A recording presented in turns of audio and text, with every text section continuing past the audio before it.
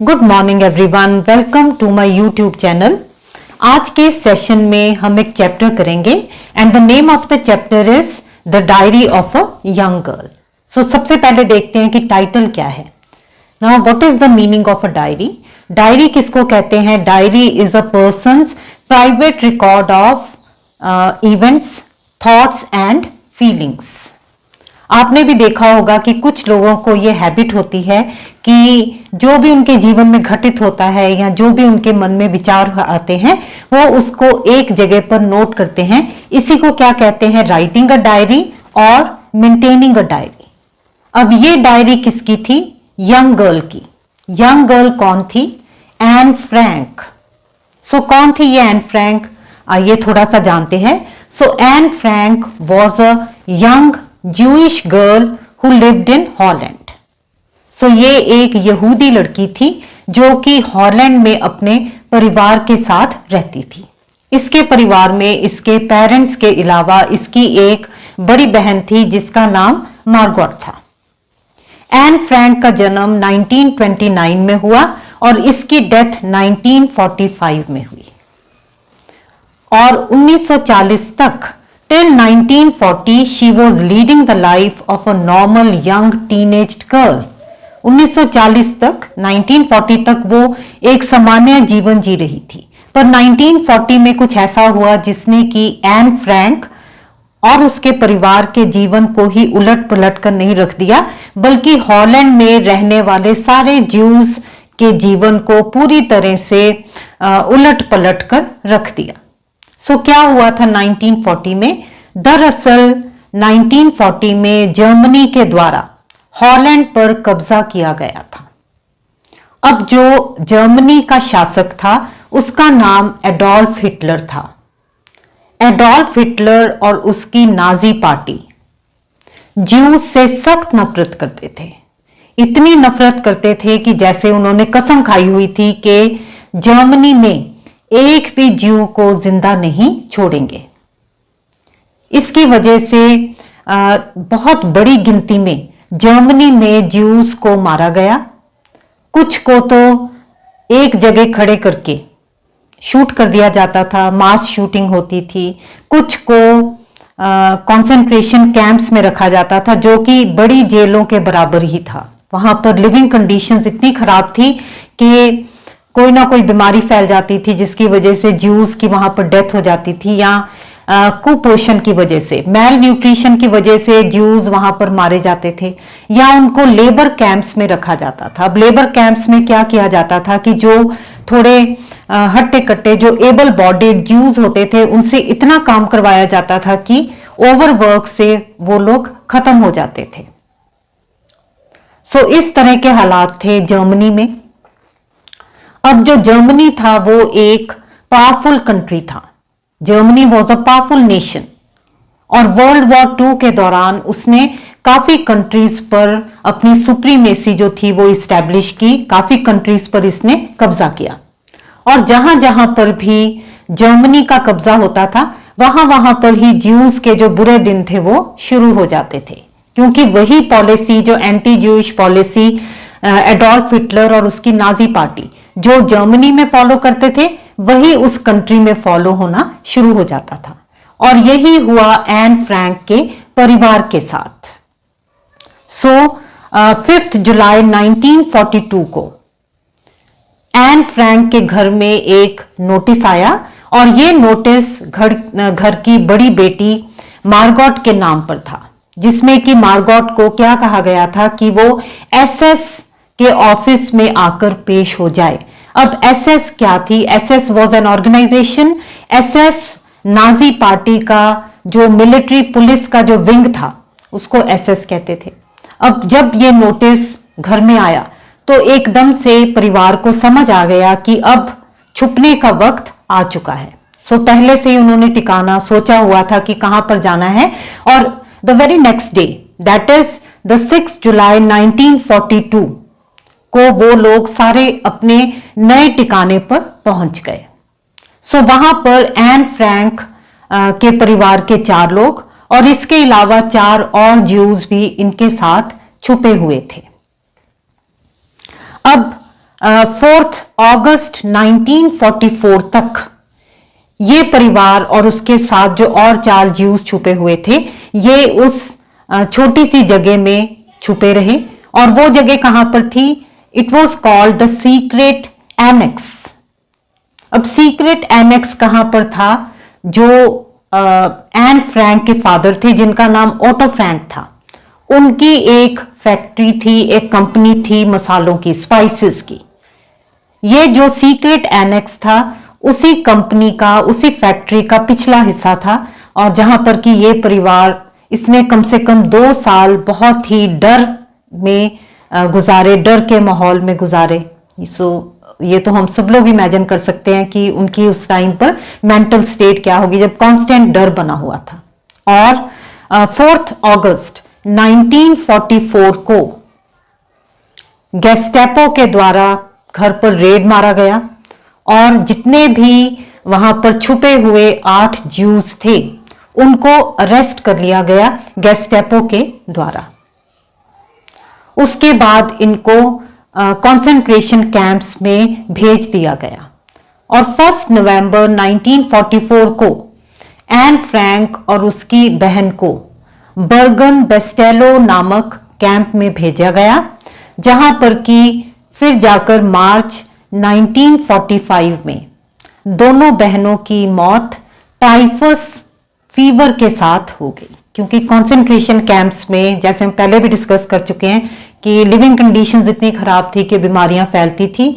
And both the sisters died of typhus. इनकी मां की डेथ पहले ही हो चुकी थी जनवरी 1945 में। इनके पिता ही एकमात्र ज्यू थे उन 8 ज्यूज में से जो कि जिंदा बचे और जो कि वापस एम्स्टरडम आ सके। सो ये थी the sad story of Anne Frank. अब हम बात करेंगे डायरी की, क्योंकि हमारा जो चैप्टर का टाइटल है वो क्या है? The diary of a young girl. So we will be discussing the things about the. अब आइए बात करते हैं उस डायरी की जो कि एन फ्रैंक लिखती थी। सो ये डायरी एन फ्रैंक को उसके 13th बर्थडे वाले दिन, यानी कि 12 जून 1942 को मिली थी और उसके 2 दिन के बाद ही उसने इस डायरी को लिखना शुरू कर दिया। तकरीबन 3 हफ्ते बाद 5 जुलाई 1942 को the family received a notice from SS and on the very next day they went into hiding. अब जो एन फ्रैंक थी वो लगातार डायरी को लिखती जा रही थी।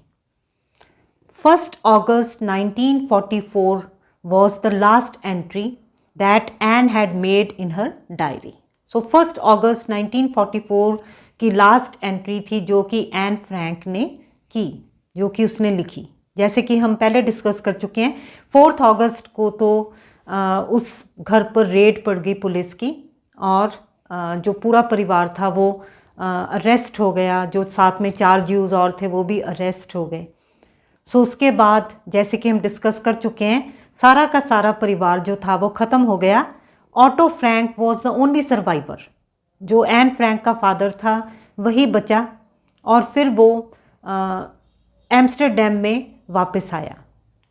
उसको लौटने पर जो उसकी सेक्रेटरी थी, जो उसकी बिजनेस पार्टनर थी, उसने उसको वो डायरी सौंपी जो कि एन फ्रैंक लिखा करती थी। अब ऑटो फ्रैंक के मन में क्या आया कि क्योंकि एन फ्रैंक हमेशा ही एक राइटर बनना चाहती थी, सो उसने क्या सोचा कि मैं अपनी बेटी का सपना पूरा करूंगा और उसने उसको छपवाने की सोची। सो बहुत जगह से ये जो डायरी थी बहुत सारे पब्लिशिंग हाउसेस के द्वारा रिजेक्ट की गई, क्योंकि क्या वो लोग कहते थे कि ये बहुत ही dark and depressing piece of writing है, उसको छापना नहीं चाहते थे। पर फाइनली जो ऑटो फ्रैंक था उसकी जो मेहनत थी, उसकी जो कोशिशें थी वो रंग लाई और जून 1947 में इसको फाइनली एक बुक की शेप में, एक बुक के आकार में इसको पब्लिश किया गया। वैसे तो इस डायरी में बहुत सारी एंट्रीज़ हैं, पर हमने कंसंट्रेट करना है सिर्फ 3 एंट्रीज़ पर।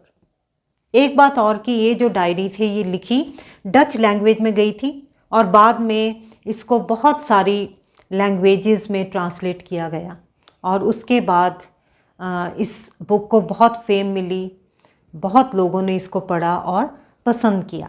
अब हम बात करते हैं अपने चैप्टर की। सो जो 3 हमने एंट्रीज पढ़नी है उनके ऊपर हम फोकस करते हैं। सो जो पहली एंट्री है वो कौन सी है? That is Wednesday 8 July 1942।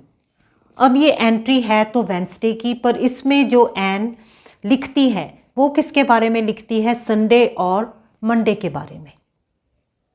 N लिखती है कि 5 जुलाई को यानी कि संडे को वो आराम से अपनी बैल्कनी में धूप में बैठी हुई थी and she was reading something. तभी उसकी बहन मार्गॉट आई। मार्गॉट बहुत घबराई हुई थी और उसने एन को क्या बताया कि फादर के नाम पर नोटिस आया है एसएस के द्वारा। अब एसएस कौन थे? ये लोग नाजी पार्टी का जो पुलिस विंग था उसको एसएस कहा जाता था।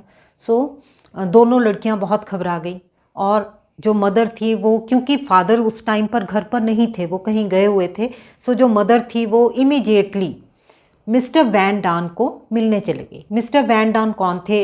ही was a Jew and he was a friend of the family. So वो सलाह मशवरा करने वहाँ चली गई। सो हम एकदम से देखते हैं कि किस तरह से एकदम से परिवार का जो माहौल था वो कितना बदल गया। हर कोई बहुत डरा हुआ था, सहमा हुआ था। सो परिवार ने क्या सोच लिया कि अब छुपने का समय आ गया है। सो किस तरह से वो लोग शाम को पूरी पैकिंग करते हैं और किस तरह से मीप आती है। सो मीप कौन थी? मीप उसके फादर की बिजनेस पार्टनर थी and she was a non Jew, she was not a Jew and she helped the family a lot. So वो आई और वो और उसका हस्बैंड कितना सारा सामान अपने साथ ले गए। अगले दिन यानी कि मंडे 6 जुलाई को पूरा परिवार जो था वो वहाँ से निकल गया। सो किस तरह से निकले? Naturally they could not carry suit cases, क्योंकि तब तो शक एकदम से हो जाना था। सो वो उन्होंने क्या किया? कपड़ों की लेयर्स चढ़ाई ताकि ज़्यादा से ज़्यादा कपड़े वो ले जा सकें। सो इस तरह से पूरा परिवार जो था वो वहाँ से निकल गया। सो ये है फर्स्ट एंट्री। सेकंड एंट्री की बात करते हैं। सेकंड एंट्री है उससे लगभग 2 साल के बाद, थर्सडे 25 मई 1944 की जो है वो सेकंड एंट्री है। इसमें एन फ्रैंक क्या बताती है कि किस तरह से स्थिति जो है वो बेहतर होने की बजाय पहले से भी ज़्यादा बुरी हो चुकी है। सो इसमें एन फ्रैंक कौन सा इंसिडेंट नरेट करती है कि कैसे वेजिटेबल मैन मिस्टर वैन हो इवन को किस तरह से अरेस्ट किया गया। वेजिटेबल मैन कौन था? जो कि इनको, ही वॉज ऑल्सो नॉन ज्यू और जो कि इनको छुपे हुए परिवार को वेजिटेबल्स सप्लाई करता था, जिसके ऊपर ये परिवार जो था वो जिंदा था। सो अब वो पकड़ा गया और उसके पकड़े जाने के पीछे क्या रीज़न था कि उसके घर से 2 ज्यूज़ को बरामद किया गया था, क्योंकि उसने 2 ज्यूज़ को अपने घर पे पनाह दी हुई थी, जिसकी वजह से उसको अरेस्ट किया गया। अब ये बात बहुत ही परिवार को डराने वाली और जिससे कि ये लोग सहम भी गए, क्योंकि अब क्या हो गया था कि पहले तो ज्यूस पर ही शिकंजा था, अब तो जो उनके हेल्पर्स थे उनको भी अरेस्ट किया जा रहा था, टॉर्चर किया जा रहा था। सो इस तरह से जो सिचुएशन थी वो ख़राब होती जा रही थी। सो इसमें एन ये भी कहती है कि किस तरह से अब हम गुजारा करेंगे, अब हमें खाना भी कम करना पड़ेगा, we'll have to survive on potatoes, क्योंकि vegetables will no longer be, they will not no longer be available. अब नेक्स्ट एंट्री जो है वो उसके अगले दिन की ही है। वो कौन सी है? फ्राइडे 26 मई 1944 की। अब इसमें क्या है? इसमें अगले दिन की एंट्री है, पर इसमें हम ज़्यादा क्या देखते हैं कि जो मेंटल स्टेट है एन की और पूरे परिवार की, किस तरह से उस पर असर हुआ है। जो इतना लंबा समय इन्होंने डर और सहम के माहौल में जो इतना लंबा समय बिताया है। So we can well imagine कि परिवार को हमेशा ही लगता था कि किसी भी समय वो पकड़े जा सकते हैं। सो इस तरह से डर के साए में जीना 1 घंटे में ही किसी की बुरी हालत कर देता है। और जस्ट इमेजिन कि 2 साल से ये लोग इसी माहौल में जी रहे थे, मौत के साए में ये लोग जी रहे थे। सो जिसकी वजह से अब इनका जो मेंटल स्टेट है वो इसमें हमें समझ आती है कि कितनी बुरी हो चुकी है कि एन जैसी यंग लड़की जो कि लाइफ को बहुत प्यार करती थी, हम क्या देखते हैं कि वो क्या बात कर रही है कि काश मैं सोचती हूँ कि हम काश ना ही छुपे होते और उसी समय मारे गए होते। और उसको क्या लगता है एन फ्रैंक को कि दुनिया के सारे लोग खुश हैं उनको छोड़कर, जो लोग बाहर आज़ाद हवा में जो सांस ले रहे हैं, जो नेचर की आवाज़ों को सुन रहे हैं, उसको क्या लगता है कि those people are the luckiest ones and they are the unluckiest ones. So इसमें एक जैसे डेथ विश भी हमें उसकी नज़र आती है, पर साथ में ही एन फ्रैंक ये भी कहती है कि वी लव लाइफ, और अभी भी वो होप कर रही है, ये भी इसमें वो बताती है। सो ये 3 एंट्रीज़ हैं। अब हम आगे क्या डिस्कस करेंगे कि किस तरह से कौन कौन से करेक्टर्स हैं जो कि, चलिए अब डिस्कस करते हैं कुछ नेम्स को जो कि इस चैप्टर में मेंशन होते हैं, जो इम्पॉर्टेंट करेक्टर्स हैं। सो करेक्टर्स को हम 2 कैटेगरीज में बांट सकते हैं, ज्यूज़ एंड नॉन ज्यूज़। सो सबसे पहले ज्यूज़ की बात करते हैं। उनमें नेचुरली पहला कौन है? एन फ्रैंक, उसकी बहन Margot, parents Edith and Otto Frank. So ये पेरेंट्स थे एन फ्रैंक के, और इनका नाम तो नहीं आता चैप्टर में। और इसके बाद मिस्टर वैन डान जो कि एक फैमिली फ्रेंड थे, और उनका परिवार। सो ये 3 लोग भी एन फ्रैंक के साथ ही छुपे थे उस जगह पर, और एक ज्यू और आया था। So these are the you may say the Jewish characters that are there in this chapter. अब आते हैं जो नॉन ज्यू कैरेक्टर्स हैं, जिनको कि जो कि डच लोग थे, जो कि हॉलैंडर्स थे। सो हॉलैंड के रहने वाले लोग जो कि ज्यूज़ नहीं थे, अब उनके बारे में बात करते हैं। पहला कैरेक्टर कौन है? Miep and her husband. So Miep Anne Frank के फादर की बिजनेस पार्टनर थी, और इसने इनकी बहुत ज़्यादा हेल्प की इस पूरे जितनी देर ये हाइडिंग में रहे, परिवार की बहुत ज़्यादा हेल्प की। और फिर आते हैं मिस्टर वैन होएवन। मिस्टर वैन होएवन कौन थे? वेजिटेबल मैन, जिनको कि अरेस्ट किया गया था क्योंकि उन्होंने ज्यूज़ को अपने घर में पनाह दी थी। और he was also a Dutch, he was a non ज्यू। एक और करेक्टर है एली, ये फादर के कंपनी में जो उनकी फैक्ट्री थी उसकी एम्प्लॉई थी, और ये भी इनकी हेल्प कर रही थी। इसके अलावा क्रेलर वॉज ऑल्सो एन एम्प्लॉई, और ये भी इनकी मदद कर रहा था। इसके अलावा एक और बड़ा इम्पॉर्टेंट करेक्टर है mister Koophuis. So mister Koophuis कौन थे? Mister Koophuis was also a Dutch, he was a Hollander, और ये इनको ही जो फैक्ट्री जो थी वो ओटो फ्रैंक ने इनके ही नाम की थी जब बुरे दिन शुरू हुए थे, और इसी ने ये सुजेस्ट किया था कि परिवार फैक्ट्री के पिछले हिस्से में छुप जाए। सो सारा जो था ज़िम्मा उनको हेल्प करने का, और जो भी चीज़ें उनको चाहिए थी उन तक मैनेज करने का, सब कुछ मैनेज करने की पूरी रिस्पॉन्सिबिलिटी मिस्टर कूफियस की थी। और चैप्टर में तो नहीं आता है, पर जब परिवार को अरेस्ट किया गया था, जब उन 8 लोगों को अरेस्ट किया गया था, तो मिस्टर कूफियस को भी अरेस्ट कर लिया गया था। सो बाद में इनको छोड़ दिया गया था because of his ill health. So बाद में तरस खाकर इनको छोड़ दिया गया था, and he was a non Jew. अब ये तो हो गई इंपॉर्टेंट करेक्टर्स। अब अगले सेशन में इसकी हम पूरे टेक्स्ट की एक डिटेल्ड रीडिंग करेंगे, क्लोज रीडिंग करेंगे, ताकि आपको ये क्लियर हो सके। सो मैं ख़त्म करती हूँ। कुछ अभी फ़ोटोग्राफ्स देखेंगे एन फ्रैंक की, और मैं ख़त्म करना चाहूँगी इन ऑब्जर्वेशंस के साथ कि आपने भी पूरा अब ये कहानी सुनी है, आप भी चैप्टर पढ़ चुके हैं।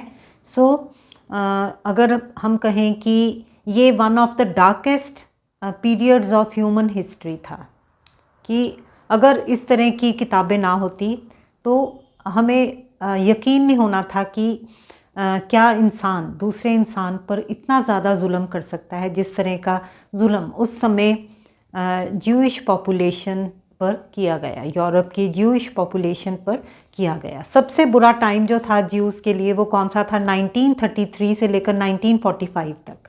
और दुख की बात क्या है कि जब एन फ्रैंक पकड़ी गई, जब उसका परिवार सारा पकड़ा गया, तो उसके थोड़े समय के बाद ही जो एडोल्फ हिटलर था उसका खात्मा हो गया। कुछ समय का, थोड़े दिनों का ही, जैसे हम कह सकते हैं कि कुछ टाइम का ही फ़र्क रह गया और जो परिवार था वो पूरा का पूरा ख़त्म हो गया, except for auto Frank. So now I, और एक बात और कि ये जो कहानी है ये एन फ्रैंक अकेली की नहीं है। इस कहानी से हमें समझ आती है कि what the Jews in that period of history, what they went through. So एक तरह के सारे ज्यूज़ की ही ये कहानी है। So if you have liked this video, then please like it and please subscribe to this channel. Thank you.